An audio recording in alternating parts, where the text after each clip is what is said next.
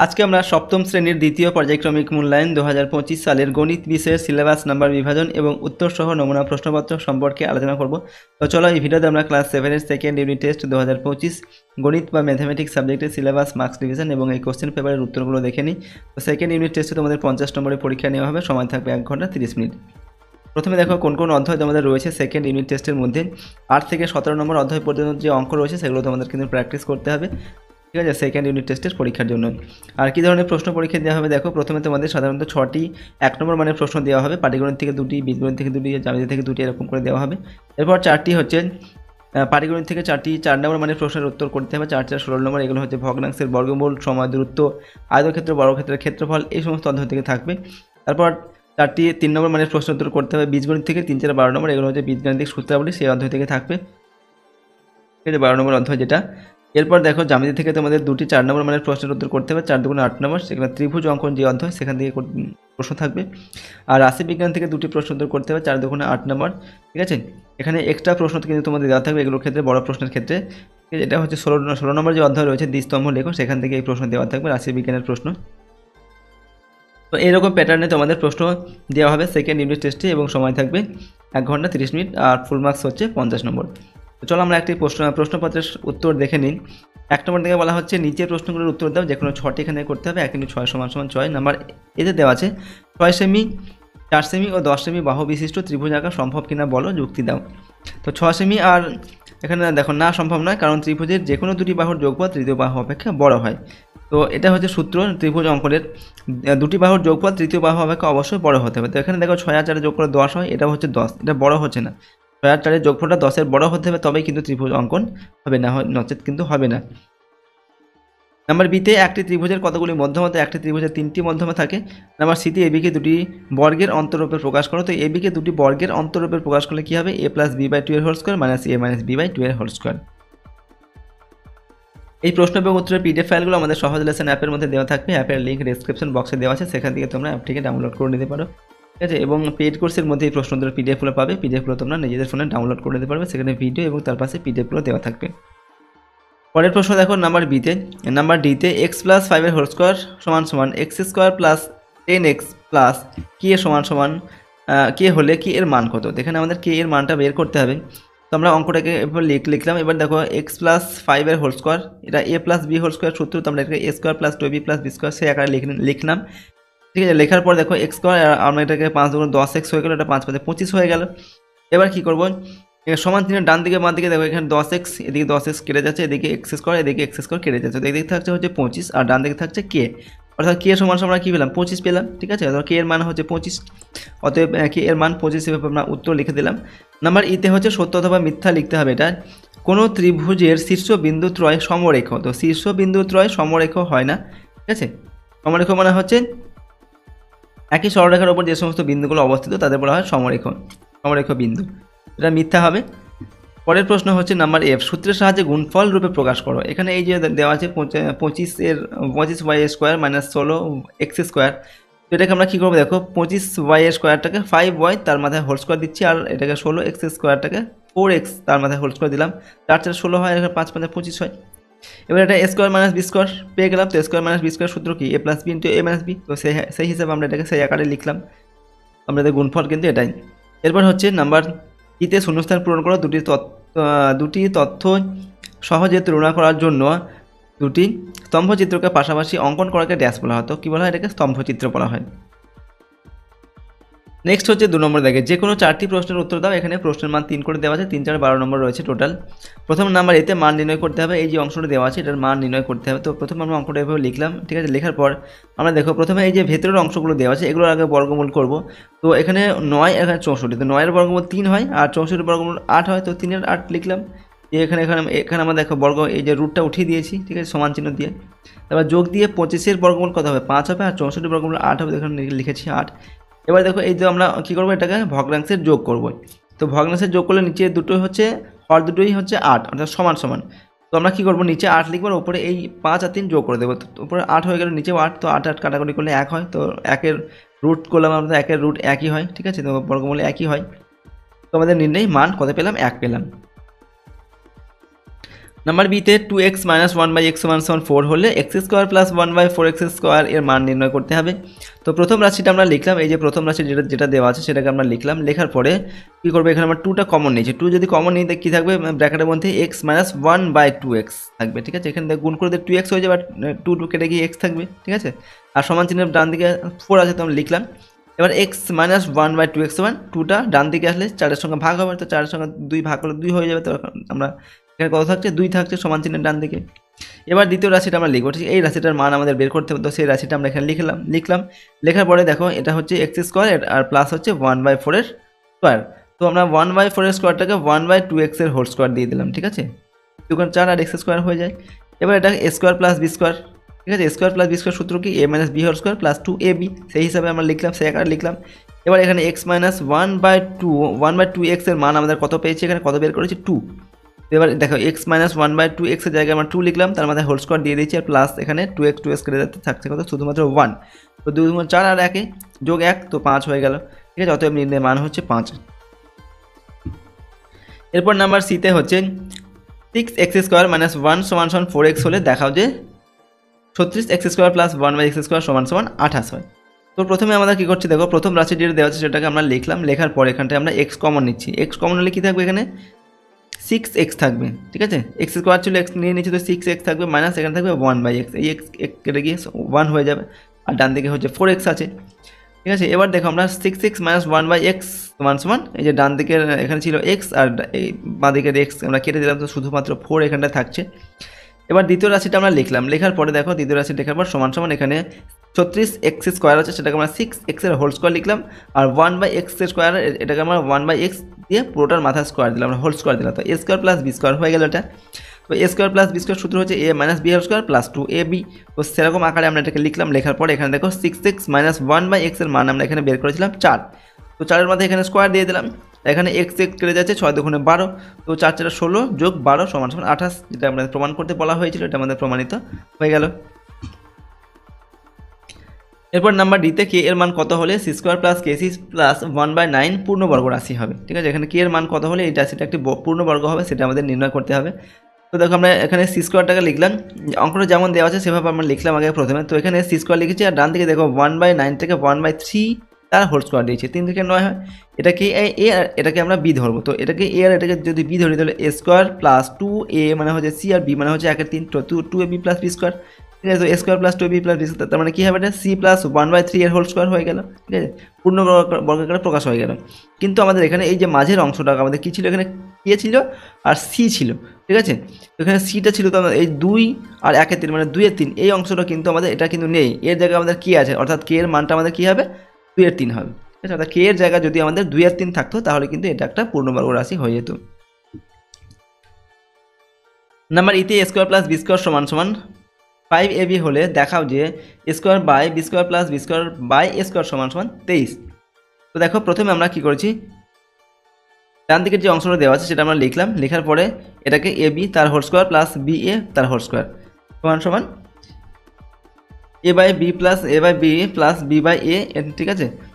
তো এটা a square plus b square পেয়েছি। তো a square plus b square সূত্র হচ্ছে কি a plus b whole square minus 2ab, সেরকম আমরা সেই আকারে এটা লিখেছি। লেখার পরে এখানে কি হয়েছে দেখো, এটাকে আমরা ভগ্নাংশে যোগ বিয়োগ করলাম। তো এখানে a square plus b square by ab, আর তার মাথায় হোল স্কোয়ার, আবার এখানে এই যে a b b সব কেটেছে, থাকতে হচ্ছে -2। ওকে, এবার এখানে a square plus b square এর মান দেওয়া আছে 5ab, তো তার জায়গায় আমরা 5ab লিখে দিয়েছি, নিচে ab আছে, তার মাথায় স্কোয়ার -2। এবার এখানে নিচে ab ওপর ab কেটে যাচ্ছে, কেটে কী থাকবে, শুধুমাত্র 5, আর তার মাথায় স্কোয়ার দেওয়া আছে, তো 5 স্কোয়ার -2, তো 5 মাথায় 25 -2 বিয়োগ করে 23 হয়। তো এটাই আমাদের প্রমাণ করতে বলা হয়েছিল, আমরা এটা প্রমাণ করলাম, ঠিক আছে। এরপর নাম্বার এফ, পূর্ণ বর্গাকারে প্রকাশ করো। এখানে আছে 1 plus 4/a plus 4/a square.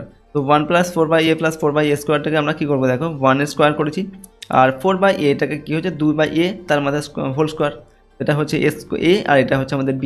তো a square plus 2ab plus b square আমরা লিখলাম। তো 1 প্লাস 2/a এর হোল স্কোয়ার, ঠিক আছে। এটা পূর্ণ বর্গাকারে প্রকাশিত হলো। নাম্বার জি হচ্ছে ত্রিভুজের সর্বসমতার শর্তগুলি লেখন। তো ত্রিভুজের সর্বসমতার শর্তগুলি হচ্ছে এস এস এস। এস মানে হচ্ছে সাইড বা ত্রিভুজ মানে সাইড মানে হচ্ছে কি ত্রিভুজের একটা বাহু, অর্থাৎ 3টি বাহুকে বোঝাচ্ছে এখানে এস এস এস মানে। আর তারপর হচ্ছে এস এ এন, অর্থাৎ এস এ এস অর্থাৎ সাইড, অ্যাঙ্গেল সাইড, ঠিক আছে, বাহু কোণ বাহু।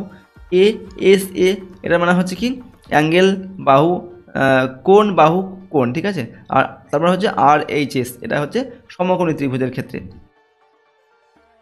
নাম্বার এইচ দেওয়া আছে 12/13, এখানে বলা হচ্ছে এর 2 স্থান পর্যন্ত আসন্ন মান লেখো। তো এটা 2 স্থান পর্যন্ত আসন্ন মান হবে 0.92। এটা তোমরা ভাগ করে দেখে নেবে, ঠিক আছে। এই যে 12কে 13 দিয়ে ভাগ করবে, ওকে। এরপরে প্রশ্ন 2 নম্বর থেকে যে কোনো 4টি প্রশ্নের উত্তর করতে হবে। 4 × 16 নম্বর দেওয়া আছে। নাম্বার এতে 1.4641 বর্গমিটার ও 1.0609 বর্গমিটার ক্ষেত্রফল বিশিষ্ট দুটি বর্গক্ষেত্রের মধ্যে কোন বর্গক্ষেত্রের বাহুর দৈর্ঘ্য বেশি এবং কত বেশি। তো এগুলো আমাদের কি করতে হবে, বর্গমূল করতে হবে, অর্থাৎ এগুলোর ক্ষেত্রফল দেওয়া আছে, তার বাহুর দৈর্ঘ্য নির্ণয় করতে হবে, তো আমাদের বর্গমূল বের করতে হবে। তো প্রথমটার বর্গমূল যদি আমরা বের করি, এখানে এটা আমাদের 1.21 গুণ 1.21 হবে। তো রুটের মধ্যে থেকে আমরা বেরিয়ে আসবে 1.21 মিটার। আর এই যে পরেরটা দেওয়া আছে, এই যে 1.0609, এটার যদি আমরা বর্গমূল করি, এটা হবে 1.03 গুণ 1.03, অর্থাৎ 1.03, এটা হচ্ছে 03 মিটার হবে এটার বাহুর দৈর্ঘ্য। তো কার বাহুর দৈর্ঘ্য বেশি, প্রথম বর্গক্ষেত্রের বাহুর দৈর্ঘ্য বেশি 1.21, এটা হচ্ছে 1.03। তাহলে আমরা উত্তর লিখব, অতএব প্রথম বর্গক্ষেত্রের বাহুর দৈর্ঘ্য 1.21 মাইনাস 1.03 সমান 0.18 মিটার বেশি। এরপর নাম্বার বিতে 250 মিটার লম্বা একটি সেতু অতিক্রম করতে 150 মিটার লম্বা একটি ট্রেনের 30 সেকেন্ড সময় লাগে। 130 মিটার লম্বা একটি প্ল্যাটফর্ম অতিক্রম করতে ওই ট্রেনের কত সময় লাগবে। দেখো আমরা কী করবো, এখানে ট্রেনটি 250 প্লাস 150 সমান 400 মিটার যায় 30 সেকেন্ডে। দেখো এখানে বলা হয়েছে 250 মিটার একটা সেতু, সেটাকে অতিক্রম করতে 150 মিটার লম্বা একটা ট্রেন, তার সময় লাগে হচ্ছে 30 সেকেন্ড। অর্থাৎ এই যে 30 সেকেন্ডে ট্রেনটা যাচ্ছে কত, 50 মিটার প্লাস এই 150 মিটার যেটা ট্রেনের দৈর্ঘ্য, এই দুটো দৈর্ঘ্য একসাথে অতিক্রম করছে কত, 30 সেকেন্ডে। অর্থাৎ 250 প্লাস 150 সমান 400 মিটার যায় কত, 30 সেকেন্ডে। তাহলে ট্রেনটি 1 মিটার যাবে কত, 30/400 সেকেন্ডে, ঠিক আছে।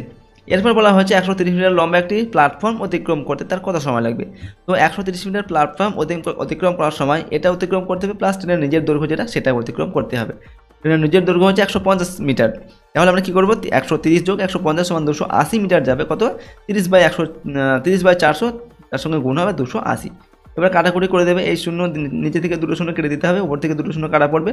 তো 4 × 7 = 28, তো উপরে 7 আর 3 থাকবে, 3 × 7 = 21 মিটার হবে, সরি 21 সেকেন্ড হবে। ওকে, তোমরা উত্তর লিখবো এখানটায় যে ট্রেনটি 21 সেকেন্ডে, ঠিক আছে, এই যে 130 মিটার লম্বা প্ল্যাটফর্ম সেটাকে অতিক্রম করতে পারবে। নাম্বার সিতে একটি আয়তক্ষেত্রাকার হল ঘরের দৈর্ঘ্য দেওয়া আছে 30 মিটার এবং প্রস্থ 18 মিটার। ঘরটির মেঝে বাঁধাতে 3 ডেসিমিটার বাহু বিশিষ্ট কতগুলি বর্গক্ষেত্রাকার টালি লাগবে। তো এখানে আমাদের প্রথমে এই যে হল ঘরের ক্ষেত্রফল বের করতে হবে। তো আয়তক্ষেত্রাকার হল ঘরের ক্ষেত্রফল এগুলো মিটার দেওয়া আছে, আমাদের ডেসিমিটারে করে নিতে হবে। তো মিটার সঙ্গে 10 যোগ গুণ করতে হবে, তাহলে ডেসিমিটার হবে। অর্থাৎ 30 দেওয়া আছে, এটা একটা শূন্য যোগ হয়ে যাবে, তো 300 হবে। আর এটা হবে 18 দেওয়া আছে, অর্থাৎ 180 হবে। তো 300 গুণ 18, 3 × 18 = 54, তার পাশে 3টে শূন্য বসবে, ঠিক আছে। অর্থাৎ এটা হবে 54,000 বর্গ ডেসিমিটার। আর একটা টালির ক্ষেত্রফল কত সেটা বের করতে হবে। বর্গাকার টালি যেহেতু 3 ডেসিমিটারের একটা বাহুর দৈর্ঘ্য, তো ক্ষেত্রফল হবে কি 3 × 3 = 9 বর্গ ডেসিমিটার। তাহলে কতগুলো টালির প্রয়োজন হবে, এই 54,000কে 9 দিয়ে ভাগ করতে হবে, 6 × 9 = 54, অর্থাৎ 3টে শূন্য পাশে বসবে, অর্থাৎ 6,000টি টালির প্রয়োজন হবে। মোট টালি লাগবে 6,000টি। নাম্বার ডিতে অপোজিট 20 মিটার দীর্ঘ বাহু বিশিষ্ট বর্গক্ষেত্রাকার জমির বাইরের চারিদিকে 1 মিটার চওড়া একটি রাস্তা আছে। রাস্তার ক্ষেত্রফল নির্ণয় করতে হবে এখানে। তো রাস্তা বাদে জমির ক্ষেত্রফল হচ্ছে কত, 20 × 20 = 400 বর্গমিটার, ঠিক আছে। এবার রাস্তা সহ জমির ক্ষেত্রফল যদি আমরা বের করি, দুই দিকেই চারিপাশে কিন্তু 1 মিটার করে রাস্তা আছে। তো রাস্তার যে দৈর্ঘ্য কিন্তু এদিকে 1 মিটার, ডান দিকে, ঠিক আছে, 1 মিটার করে বেশি বেড়ে যাবে। অর্থাৎ রাস্তার যে জমির যে দৈর্ঘ্য রাস্তা সহ সেটা কিন্তু কত হবে, 22 মিটার হয়ে যাবে। তো 22 × 22 = 484 বর্গমিটার হবে রাস্তা সহ জমির ক্ষেত্রফল। এবার রাস্তা বাদে অতএব রাস্তার ক্ষেত্রফল কত হবে, 484 থেকে এই যে 400 সেটা আমরা বিয়োগ করব, তো 84 বর্গমিটার, এটা হচ্ছে রাস্তার ক্ষেত্রফল। নাম্বার ইতে 250 মিটার লম্বা একটি সেতু অতিক্রম করতে 150 মিটার লম্বা একটি ট্রেনের 30 সেকেন্ড সময় লাগে। একটি লোহার খুঁটি অতিক্রম করতে ওই ট্রেনের কত সময় লাগবে। এখানে আমরা দেখো দূরত্ব, আর এটা হচ্ছে সেকেন্ড। 250 মিটার লম্বা যে ট্রেনটা, তার 150 মিটার লম্বা একটি 250 মিটার সেতু অতিক্রম করতে 150 মিটার লম্বা ট্রেনের 30 সেকেন্ড সময় লাগে। অর্থাৎ ট্রেনটি এই যে 30 সেকেন্ডে যাচ্ছে কতটা, 250 মিটার প্লাস 150 মিটার = 400 মিটার, অর্থাৎ 400 মিটার যাচ্ছে কত, 30 সেকেন্ডে। এবার ট্রেনটি একটা খুঁটি অতিক্রম করতে কত সময় লাগে, একটা খুঁটি অতিক্রম করতে ট্রেনটাকে কতটা যেতে হবে, ট্রেনের যা নিজের দৈর্ঘ্য সেটা যেতে হবে। তো নিজের দৈর্ঘ্য হচ্ছে কত, 150 মিটার। তো 150 মিটার ট্রেনটি কত সেকেন্ডে যাবে সেটাই আমাদের এখানে নির্ণয় করতে হবে। এখানে আমরা যদি সম্পর্কটা বের করি তাহলে দেখো সময়ের সঙ্গে দূরত্বের সরল সম্পর্ক, অর্থাৎ সময় যদি আমরা বাড়িয়ে দিই তাহলে কিন্তু বেশি দূরত্ব যাবে, আবার সময় যদি কমিয়ে দিই তাহলে ট্রেন কম দূরত্ব যাবে, অর্থাৎ সময় বাড়লে দূরত্ব বাড়বে, দূরত্ব বাড়লে সময় কমলে দূরত্বও কমবে। সুতরাং এদের সঙ্গে একটা সরল সম্পর্ক রয়েছে। এবার আমরা কী করবো, সময় বের করবো, তো 30 গুণ এটা যেহেতু সরল সম্পর্ক পেলাম তাই 400টা চলে আসবে নিচে আর 150 হয়ে যাবে উপরে। ঠিক আছে, এবার নিচে থেকে দুটো শূন্য কেটে দাও, উপরে দুটো শূন্য যদি আমরা কেটে দিই, ঠিক আছে, তাহলে উপরে আমাদের হবে কত, 3 × 45 থাকবে, নিচে হচ্ছে 4, এটাকে পূর্ণ করলে 11 × 1 = 4 সেকেন্ড। ওকে, আমরা উত্তর লিখবো, অতএব একটি লোহার খুঁটি অতিক্রম করতে ওই ট্রেনের 11 × 1 = 4 সেকেন্ড সময় লাগবে। পরেরটা হচ্ছে নাম্বার এফে, দুটি ধনাত্মক সংখ্যার একটি অপরটির দুগুণ, সংখ্যা দুটির গুণফল 1/17/32 হলে সংখ্যা দুটি কী হবে তা নির্ণয় করো। তো এখানে দেখো ধরি একটি সংখ্যা x, অপর সংখ্যাটি কত হবে 2x। যেহেতু বলা হয়েছে একটা সংখ্যা অপর সংখ্যার দ্বিগুণ, তাহলে একটা যদি আমরা x ধরি অপরটা 2x হবে। তাহলে শর্ত অনুসারে কী হবে, দুটি সংখ্যার গুণফল x × 2x, গুণফলটা আমাদের দেওয়া আছে 1/17/32, তাহলে সমান দিয়ে 1/17/32 লিখলাম। তো এবার দেখো গুণ করে দিচ্ছি, 2x² হবে সমান 17, 32 থেকে 32, তার সঙ্গে 17 যোগ হবে 49, তার নিচে 32 হবে। ঠিক আছে, x² সমান এই যে দুটা এদিকে গুণ আছে, তো ডান দিকে আসলে ভাগ হয়ে যাবে, অর্থাৎ 1 আর 2 হবে, তো উপরে হচ্ছে 49 আর নিচে 32 × 64 হয়ে গেল। এবার x সমান কী হবে, এটা রুট হয়ে যাবে √49/64। 49কে যদি আমরা দুটি ভাগে ভাগ করি, 7 × 7 = 49 আর 8 × 8 = 64, তাহলে রুটের বাইরে আমরা কী পেলাম, 7 আর 8, তো 7 এর 8 আমরা পেলাম এখানে। ঠিক আছে, তো আমাদের কি দেখো, অতএব একটি সংখ্যা হচ্ছে 7 এর 8 আর অপর সংখ্যাটি কী হবে 2x, এটা আমরা x এর মান পেলাম, তো 2 × 7 এর 8 হবে, তো 2 × 7 এর 8 মানে এখানে 4 × 8, তো নিচে হবে 4, ওপর হচ্ছে 7, 7 এর 4। ঠিক আছে, একটি সংখ্যা 7/8 আর একটি সংখ্যা হচ্ছে 7/4। নাম্বার জিতে √3 এর বর্গমূল নির্ণয় করো, 3 দশমিক স্থান পর্যন্ত করতে হবে। তো √3 এর যে বর্গমূল সেটা যদি আমরা এভাবে বের করতে হবে, কীভাবে, এই যে 3 এখানে লিখবে, তারপর এদিকে একটা দাগ দিয়ে এদিকে একটা দাগ দেবে, এবং এখানে যে সংখ্যা লিখবো সেই সংখ্যা আমরা এখানেও দেবো, দিয়ে গুণ করে আমরা এখানে লিখবো। তো এখানে যদি 2 দেওয়া হয় তাহলে এখানেও 2 দিতে হবে, 2 × 2 = 4 হয়ে গেলে কিন্তু 3 এর বেশি হবে, তার জন্য আমরা এখানে 1 দিয়েছি। তো 1 1 1, 3 থেকে 1 বিয়োগ করলে 2 হয়।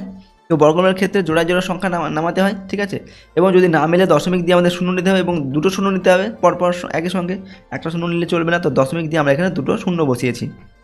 ঠিক আছে, এরপর এখানে এই যে দুইটা আমরা এই যে একটা প্রথমে আমরা এখানে ভাগফল পেয়েছিলাম, সেই 1টাকে 2 দিয়ে গুণ করে আমরা এখানে লিখবো, তারপরে আমরা এই 2 এর পাশে যে সংখ্যা বসাবো এখানেও সেই সংখ্যা বসিয়ে আমরা গুণ করবো। তো এখানে 7 দিয়েছি, এখানেও দিয়েছে 7, গুণ করলে 179 হয়েছে, তো এখানে বিয়োগ করলাম 11 হয়েছে, তারপর আবার দুটো শূন্য বসিয়েছি।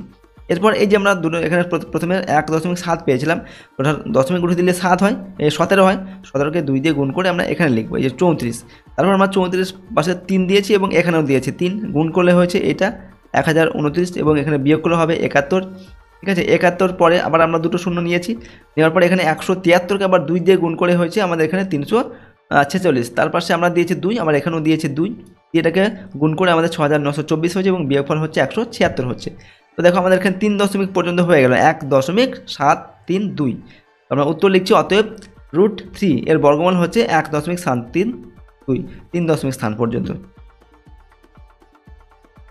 4 নম্বর থেকে যে কোনো দুটি প্রশ্নের উত্তর দাও। এখানে প্রশ্নের মান 4 করে 4 × 8 নম্বর দেওয়া আছে। এখানে বলা হচ্ছে নাম্বার এতে স্কেল ও পেন্সিল কম্পাসের সাহায্যে একটি ত্রিভুজ অঙ্কন করো, যার দুটি কোণ যথাক্রমে 60 ডিগ্রি করে এবং অন্তর্ভুক্ত বাহু হচ্ছে 6 সেন্টিমিটার।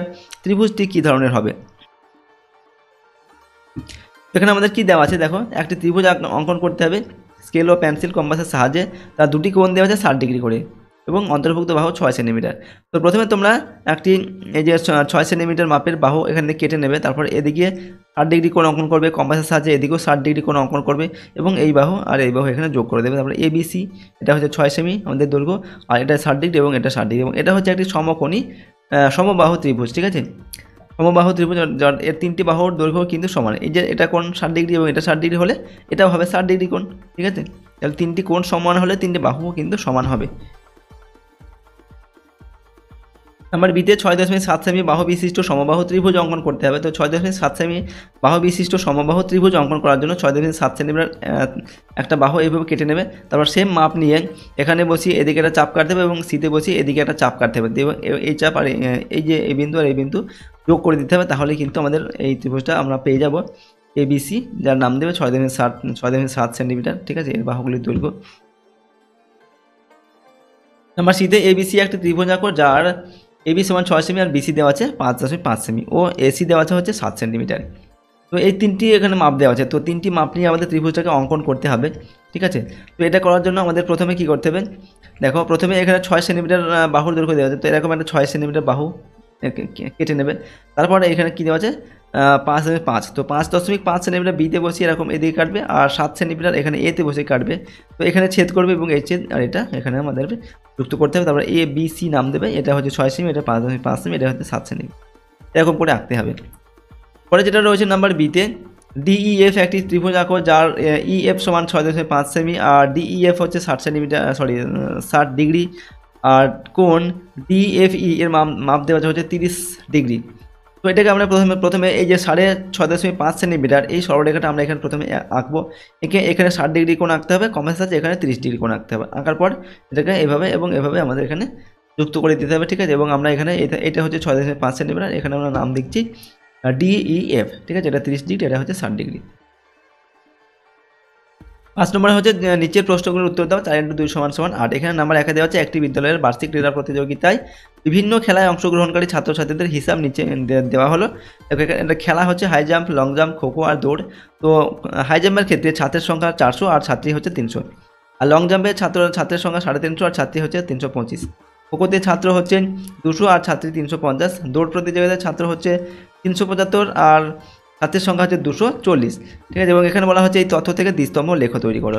তো এই লেখচিত্র তৈরি করার জন্য প্রথমে আমরা তথ্যটা এখানে একবার লিখে নিলাম, ঠিক আছে। তারপর এরকম করে আমরা চার্ট আমাদের কিন্তু তৈরি করতে হবে। এটা হাই জাম্পের চার্ট আমরা এখানে আঁকবো, এখানে লং জাম্পের চার্ট আঁকবো, এখানে খোখো, এটা হচ্ছে দৌড় প্রতিযোগিতার চার্ট আমরা এখানে অঙ্কন করব। দেখো প্রথমে আমরা 0 থেকে 50, 100, 150, 200, 250, 300, 350, 400, 500 এরকম করে কিন্তু লাইনগুলো টেনেছি, ওকে। তো প্রথমে দেখো আমাদের এই যে হাই জাম্পের ক্ষেত্রে ছাত্রের সংখ্যা কত 400 জন, অর্থাৎ এখানে আমরা হাই জাম্পের এই যে হাই জাম্পের জায়গায় একটা স্তম্ভ আঁকবো এই 400 পর্যন্ত, এরকম একটা স্তম্ভ আঁকতে হবে। এই দেখো আমাদের ছাত্রের সংখ্যা, এই যে কালারটা নিয়েছি এটা হচ্ছে আমাদের ছাত্রের সংখ্যা, আর এটা হচ্ছে এই যে কালারটা আমরা নিয়েছি গেরুয়া কালার, এটা হচ্ছে ছাত্রীর সংখ্যা। তো দেখো হাই জাম্পের ক্ষেত্রে ছাত্রীর সংখ্যা কত 300 জন, তো আমরা এখানে 300 জন নিয়েছি, 300 এই দাগ পর্যন্ত স্তম্ভ এঁকেছি। এবার লং জাম্পের ক্ষেত্রে 350 জন ছাত্রের সংখ্যা, তো 350 পর্যন্ত আমরা স্তম্ভ আঁকলাম, আর ছাত্রী 325 জন, ছাত্রের সংখ্যা 325 জন, তো 350 আর 300 মাঝামাঝি পর্যন্ত এই স্তম্ভটা আমরা আঁকলাম। এরপর খোখো খেলার ক্ষেত্রে হচ্ছে 200 জন হচ্ছে ছাত্র, তো 200 পর্যন্ত স্তম্ভ আমরা আঁকলাম, এই যে 200 লাইন পর্যন্ত, আর ছাত্রী হচ্ছে 350, তো আমরা 350 এই যে এই পর্যন্ত আমরা স্তম্ভ আঁকলাম, গেরুয়া রং কালার করলাম। আর দৌড় প্রতিযোগিতায় 375 জন ছাত্র, তো 375 এই যে 300 350 আর 400-র মধ্যে মাঝামাঝি হবে এটা। আর ছাত্রের সংখ্যা 240 জন, তো 240 অর্থাৎ 250-এর সামান্য নিচে হবে, ঠিক আছে, যেহেতু 10 পয়েন্ট নিচে। তো এইরকম করে এই স্তম্ভগুলোকে আঁকতে হবে। এগুলো হচ্ছে আমাদের ছাত্রছাত্রীর সংখ্যা, আর 1 একক সমান হচ্ছে 50 জন ছাত্রছাত্রীর সংখ্যা আমরা নিয়েছি। এবং এখানে এই যে কালারটা হচ্ছে আমাদের ছাত্রের সংখ্যা, আর এই গেরুয়া কালার এটা হচ্ছে ছাত্রীর সংখ্যা, ঠিক আছে। তো এরকম করে একটা স্তম্ভচিত্র অঙ্কন করে দেখাতে হবে। নাম্বার বিতে টেবিলের বিভিন্ন পর্বত শৃঙ্গের উচ্চতাগুলি দেখো এবং ছক তৈরি করো। কাগজে একক সমান 1000 মিটার উচ্চতা ধরে স্তম্ভ লেখো আঁকো। এখানে দেখো পর্বত শৃঙ্গের নাম দেওয়া আছে। গড উইন অস্টিন এর উচ্চতা হচ্ছে 8610, কৈলাসের উচ্চতা 6710 মিটার, নন্দা দেবী তার উচ্চতা 7825 মিটার, অন্নপূর্ণা তার উচ্চতা 8090 মিটার। তো এগুলোর সাহায্যে আমাদের স্তম্ভ আঁকতে হবে। প্রথমে আমরা তথ্যগুলো এখানে একবার লিখে নিলাম, ঠিক আছে। এরপর দেখো এখানে আমরা গড উইন অস্টিনের এই আঁকবো, ঠিক আছে, স্তম্ভ আঁকবো। এখানে কৈলাস, এখানে নন্দাদেবী, এখানে অন্নপূর্ণা। তো আমাদের বলা হয়েছে যে এই 1 একক সমান 1000 করে নিতে বলা হয়েছে। তো 1000, 2000, 3000, 4000, 5000 করে আমরা 10000 পর্যন্ত এখানে নিয়েছি। তো প্রথমে গড উইন অস্টিন এর যে উচ্চতা 8610 মিটার, তো 8610 মিটার অর্থাৎ 8000 আর 9000-এর মাঝামাঝি থেকে একটুখানি ওপরে আসবে এই পর্যন্ত। কৈলাস হচ্ছে 6710 মিটার, ঠিক আছে, তো 7000 থেকে সামান্য নিচে থাকবে এটা, ঠিক আছে। আর নন্দা দেবী এটা হচ্ছে 7825 মিটার, তো এখানে 8000 থেকে সামান্য নিচে আসবে। অন্নপূর্ণা এটা হচ্ছে 8090, অর্থাৎ এখানে 8000 থেকে সামান্য উপরে উঠবে, ঠিক আছে, এরকম করে। তো এটা হচ্ছে উচ্চতা মিটারে, আর এক একক সমান 1000 মিটার, ঠিক আছে, এটা আমাদের নিতে বলা হয়েছে। তো এরকম করে আমরা এই স্তম্ভটিকে অঙ্কন করলাম। তো দেখো আজকে আমরা তোমাদের ক্লাস 7-এর সেকেন্ড ইউনিট টেস্ট 2025 গণিত বা ম্যাথামেটিক্স সাবজেক্টের সিলেবাস নাম্বার বিভাজন এবং একটি নমুনা প্রশ্নপত্রের উত্তর আলোচনা করলাম। প্রশ্ন উত্তরগুলো অবশ্যই তোমরা প্র্যাকটিস করবে এবং তোমাদের সেকেন্ড ইউনিট টেস্টের সিলেবাসের মধ্যে যে অধ্যায়গুলো রয়েছে সেই অধ্যায়ের সমস্ত অঙ্ক কিন্তু প্র্যাকটিস করবে। ওকে, আর যদি এই প্রশ্নোত্তরের পিডিএফ ফাইলগুলো পেতে চাও সহজ লেসন অ্যাপটিকে ইনস্টল করবে। অ্যাপের লিঙ্ক ডেসক্রিপশন বক্সে দেওয়া আছে, সেখান থেকে তোমরা এর পিডিএফগুলো ডাউনলোড করে নিতে পারবে এবং পেড কোর্সের মধ্যে কিন্তু পিডিএফগুলো দেওয়া থাকবে, তার পাশে কিন্তু ভিডিওগুলোও থাকবে। যদি আমাদের চ্যানেলে তোমরা নতুন হয়ে থাকো অবশ্যই চ্যানেলটিকে সাবস্ক্রাইব করে রাখবে।